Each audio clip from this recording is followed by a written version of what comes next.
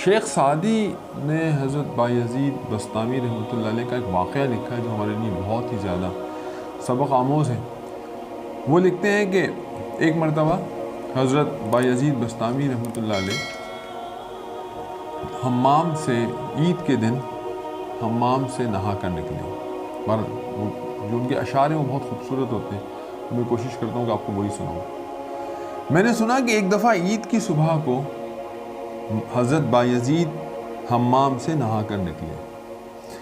کسی نے راگ کی تشت بے خبری میں، راگ کی تشت جیسے تھالی جو ہوتی ہے، اور وہ بے خبری میں ایک مکان سے ان کے سر پر گرا دی، مکان کے اوپر سے گرا دی۔ اس کو پتہ نہیں تھا کہ یہ وہاں سے گزر رہے تھے۔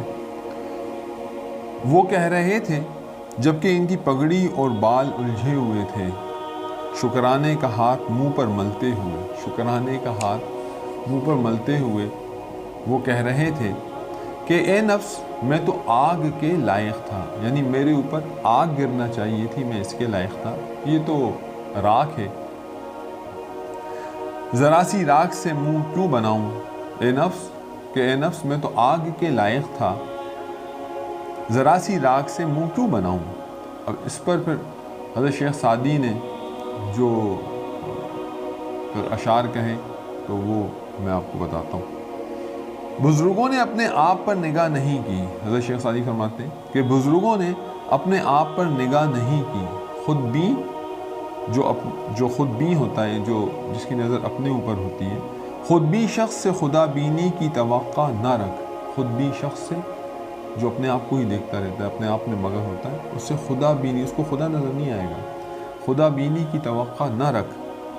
بزرگی عزت اور بات سے نہیں، بزرگی عزت اور بات سے نہیں، بڑائی دعوے اور غرور سے نہیں ہے، بڑائی دعوے اور غرور کرنے سے نہیں، یعنی میں بہت بڑا آدمی ہوں، یہ میں دعویٰ کروں اور میرے اندر غرور ہوں، تو بڑائی دعوے اور غرور سے نہیں ہے۔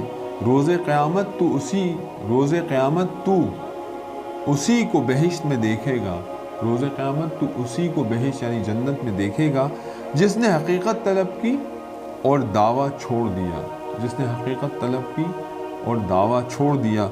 تواضع تیری سربلندی کو زیادہ کرے گی۔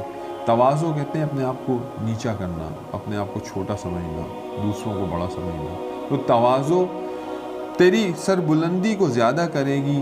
تکبر تجھے خاک کے اندر ملا دے گا، اور تکبر جو ہے تجھے خاک کر دے گا، یعنی مٹی کر دے گا۔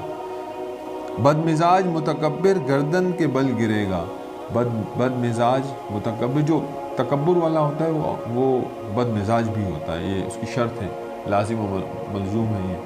تو وہ کہتے ہیں کہ بد مزاج متکبر گردن کے بل گرے گا، کہاں گرے گا؟ جہنم میں پھینکا جائے گا۔ اگر تجھے بلندی چاہیے، اور آخر میں ان کی جو نصیحت ہے وہ بہت قیمتی ہے کہ اگر تجھے بلندی چاہیے تو بلندی نہ ڈھونڈ، بلندی ڈھونڈنے سے نہیں ملتی، بلکہ بلندی اللہ رب العزت اپنے آپ کو نیچا کرنے سے، اپنے آپ کے اندر تواضع پیدا کرنے سے، دوسروں کے آگے اپنے کو چھوٹا سمجھنے سے بلندی حاصل ہوتی ہے، جو اللہ رب العزت خود عطا کرتے ہیں۔ اور علامہ اقبال کا مشہور شعر ہے نا کہ مٹا دے اپنی ہستی کو اگر تو مرتبہ چاہے، کہ دانہ خاک میں مل کر گلے گلزار ہوتا ہے۔